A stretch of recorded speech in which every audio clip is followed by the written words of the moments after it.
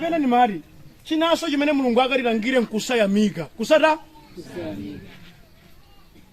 mvula watipatsa mphamvu wakupatsani kuti mukhoza kupeza zinthu panokha koma tu alipo tuwena chodalira chawo na MP basi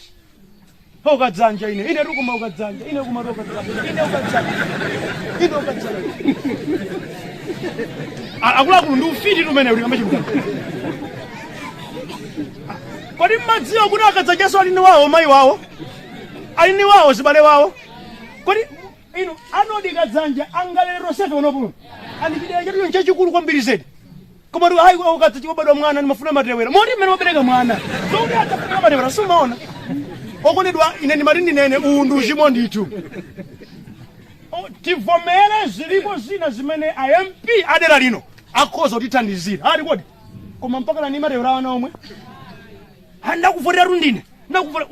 ndafulawo sikudavote nokha adavota na anthu ambirimbiri andi chipati maavotera anthu aja nkuti atithandizire magawo achitukuko mudera muno pamene inu mukuchita gawo lanu iwo ajasa ile kuti gawo lawo koma tu ayi mamawa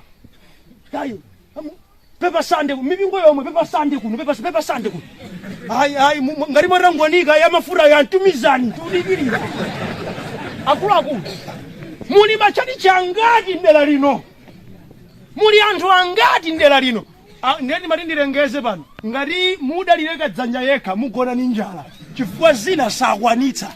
andine ndimamuuza ati poyerayera kuti mkulu chita zimene ungati dzanja limakanda polafikira kwina akunzipwetekakwa tufane kani basi akulukulu ayi tatichunane ayi akuluakulu lingalirani bwino moyo sumenewa tundu wanga musatero inu chitani zimene mungachite kwa magawo anu kuti moyo wanu ukhale moyo wabwino ameni kuti tikatero tsono tikhala anthu abwino koma kwina akunkusuliza kusayamika ameni